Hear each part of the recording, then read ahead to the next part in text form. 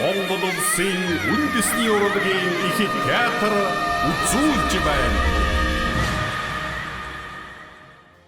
Монгол угсаатны уламжлал хэмээх бүтээл маань 1999 онд Сүхбагш маань тайзнаа дэглэн дуурвсан байдаг.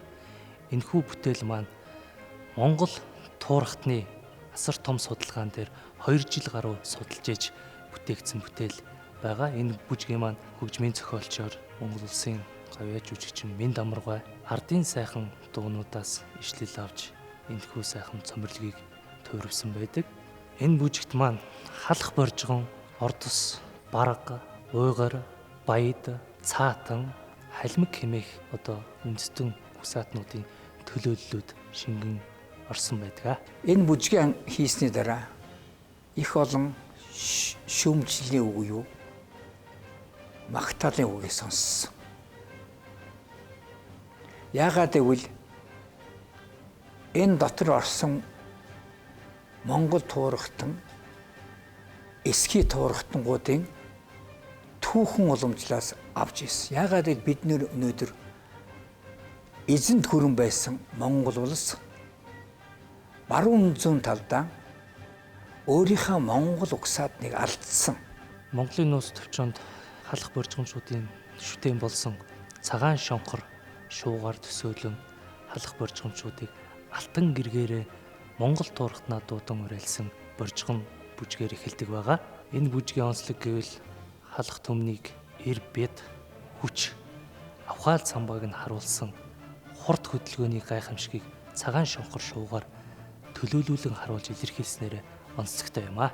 Монгол туурхтны ордс үндэстэн ястны хэсэг дээр ордс бүсгүйчүүдийн уян налархаа, гоёмсог бөгөөд намблаг хөдөлгөөнүүдийг харуулсан дуут бүжгийн хэсэг байдаг.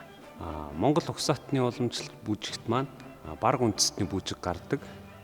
Баргууд бол ер нь бол тийм их омог бардам тийм хүмүүс, их хурд хүчтэй, овжин тийм хүмүүс. Энэ бүжигт маань хүртэл яг энэ нэг өөрийнхөө онцлогоор энэ хөдөлгөөнүүд нь их далаацтай. За Монгол угсаатны уламжлалт бүжиг дотор маань уйгур үндэстний бүжиг байдаг. Энэ бүжгийг 5 эмэгтэй бүжигчин маань бүжиглдэг байгаа. Бүжгийн маань хамгийн гол онцлог нь юу вэ гэхээр толгойн 2 тишээ хөдлөгсөн хөдөлгөөн, нүдний бас 2 тишээгээ зэрэгтэлтэйгээ харц. Хамгийн гол техник нь юу байдаг вэ гэхээр эргэлт байдаг. Эргэлтийг бол янз бүрээр хийдэг.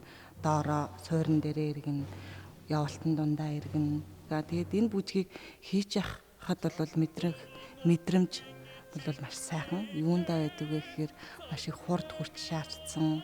Нэгдүгээрт, хоёрдугаарт нэг сэргэлэн цовоо байдлыг харуулсан. Тийм учраас хийхэд маш их өөрт маань маш их кайфтай байдаг.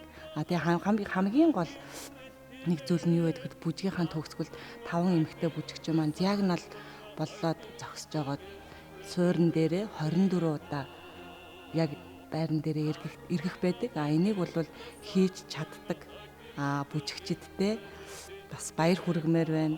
Бүжигчдэрээ бас бахархдаг. За Монгол угсаатны язгуур бие биелгээний төлөөлөл нь болж баяд угсаатны бүжиг ордог. Үүнд бүжигчдийн маань биелгээ, толгойн хаялга, мөрний нухлаг болон биелгээний үндсэн язгуур гол хөдөлгөөнүүдийг харуулснаар онцлог байдаг. За Монгол бүжгийн угсаатны уламжлалын баяд урайхын хэсэг бол үнэхээр сайхан бүжиг байдаг. Хөгжим бүжигээ төсөөгөө байхдаа энэ бүжгийг хийхээсэн гэж бас тийм ирмэлзэл төрж исэн бүжиг юм аа. Баяд урайхын хэсэг бол баяд урайхаачууд ер нь өөрсдийн гэсэн дэг жаягтай бие биелгээний уламжлагдан ирсэн онцгой нарийн дэг жаягуудаас нь дэглээч маань маш сайн судалгааны үндсэн дээр тайзны хэлбэрт оруулан найруулсан бүжиг байдаг. Монгол угсаатны уламжлалын бүжигт маань хой зүгийг төлөөсөн цаатанчууд гардаг. Октод нь цаагаа унаад хингэргэн бариад цаатан ард түмний аж байдлыг харуулснараа онцлог юм а. Цаатан үндэстний уртсанд амьдардаг тэр ахуйн зан үйлийг хөдөлгөөнөөрөө илэрхийлэн харуулдаг ба тэр хингэргэн дэлдэн байгаль дэлхийгээ харагдаж буй зан үйлийг тайзны хэлбэрт оруулан харуулж өгсөн байт юм а. Энэхүү бүжгээрээ гараараа буугын эврийг дүрсэлдэг бол хөлөөрөө буугын тэр цамнаг дүрсэлж харуулдаг. За Монгол угсаатны уламжлал энэ бүжинд маань халимаг үндэстэй ордог. Хөдөөний хувьд бол хөлний хурц хөдөлгөөн, гарны хурц хөдөлгөөн.